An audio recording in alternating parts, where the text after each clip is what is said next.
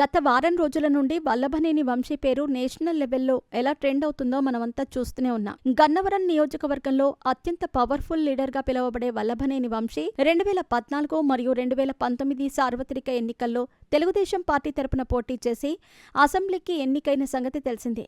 కానీ TDP party గుర్తు మీద గెలిచినప్పటికీ ఆ పార్టీకి వ్యతిరేకంగా మారి వైసీపీ పార్టీకి సపోర్టునిస్తూ ఆయన గత 5 ఏళ్లుగా నడిపిన రాజకీయాలు ఎలాంటివో మనమంతా చూశాం. చంద్రబాబు నాయుడు సతీమణి భువనేశ్వరిపై అత్యంత దారుణమైన కామెంట్స్ చేసి చంద్రబాబుని సైతం మీడియా ముందుకొచ్చి ఏడ్చేలా చేసిన వ్యక్తి ఆయన. అంతేకాకుండా తెలుగుదేశం పార్టీ గన్నవరం కార్యాలయంపై తన మనుషులను తీసుకెళ్లి దాడి చేయించి సంచలనం సృష్టించాడు ఆ రోజుల్లో. 2024వ సంవత్సరంలో వైసీపీ పార్టీ తరపున పోటీ చేసి ఓడిపోయిన వల్లభనేని మళ్లీ నియోజకవర్గంలోకి అడుగుపెట్టలేదు.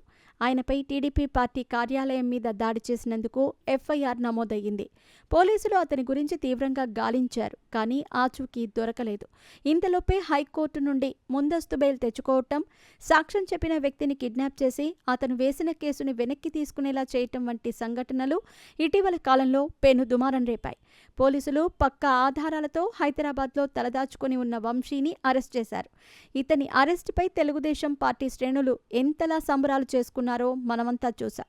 నిన్ననే జగన్ పోలీస్ స్టేషన్లో వంశీని కలిసి ఆయన మీడియా ముందు చేసిన కామెడీని కూడా మనమంతా చూశాం. అలా సోషల్ మీడియాలో ఎక్కడ చూసినా వల్లభనేని వంశీ పేరే కనిపిస్తోంది.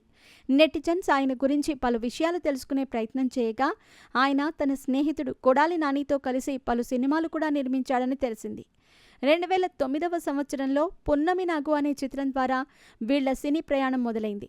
ఆ తర్వాత ఎన్టీఆర్తో వీళ్ళిద్దరూ కలిసి నిర్మించిన అదుర్స్ చిత్రం కమర్షియల్గా అప్పట్లో ఎంత పెద్ద బ్లాక్ బస్టర్ అనేది ప్రత్యేకించి చెప్పనవసరం లేదు.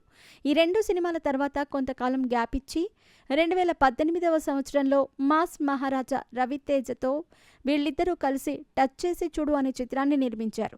ఈ సినిమా కమర్షియల్గా పెద్ద డిజాస్టర్ ఫ్లాప్ అయ్యింది. అలా కొడాలి నాని, వల్లభనేని వంశీ కలిసి సినిమాలను కూడా నిర్మించారు.